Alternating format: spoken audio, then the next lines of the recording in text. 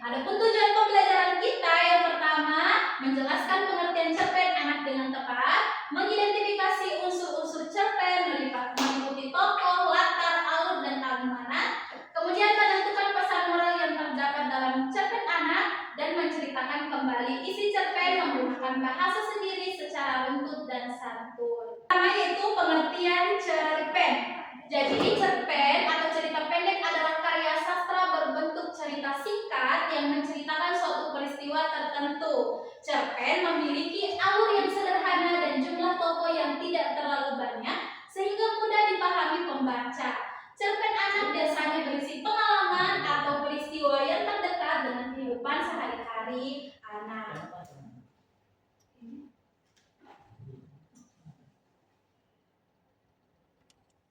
Oke, adapun unsur-unsur cerpen. Yang pertama yaitu tokoh.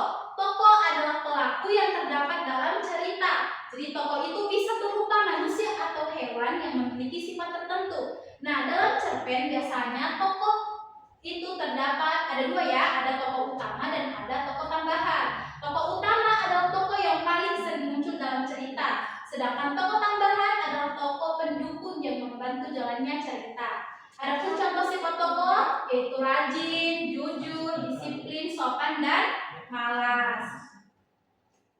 Yang kedua adalah latar. Jadi latar adalah keterangan mengenai tempat, waktu, dan suasana dalam cerita. Latar tempat menunjukkan lokasi terjadinya peristiwa.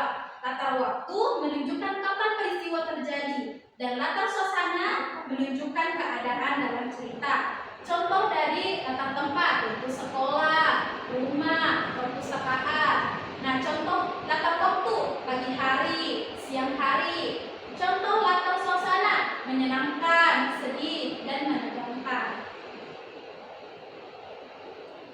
Nah, unsur berikutnya yaitu alur. Alur adalah rangkaian peristiwa dalam cerita dari awal hingga akhir. Alur membantu pembaca memahami jalan cerita secara runtuh. Biasanya cerita dimulai dengan pengenalan tokoh, munculnya masalah, kemudian diakhiri dengan penyelesaian masalah. Nah, unsur yang berikutnya adalah amanat. Amanat adalah pesan moral yang ingin disampaikan penulis kepada pembaca.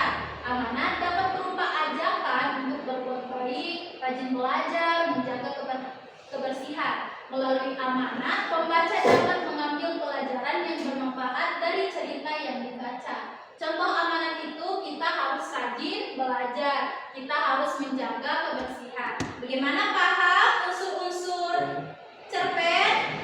Paham. Oke. Nah, ciri-ciri cerpen. Yang pertama yaitu ceritanya singkat dan sederhana. Jadi namanya cerpen itu adalah cerita pendek. Yang kedua, memiliki sedikit tokoh. Karena ceritanya itu pendek, jadi tokohnya itu hanya sedikit atau terbatas. Yang ketiga, berfokus pada satu peristiwa utama.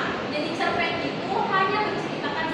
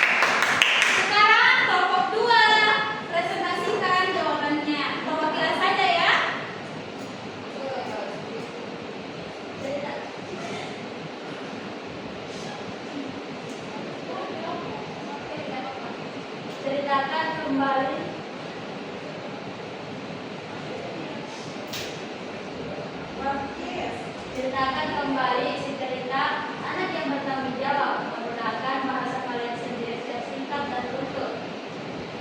Pada hari Senin pagi, jabat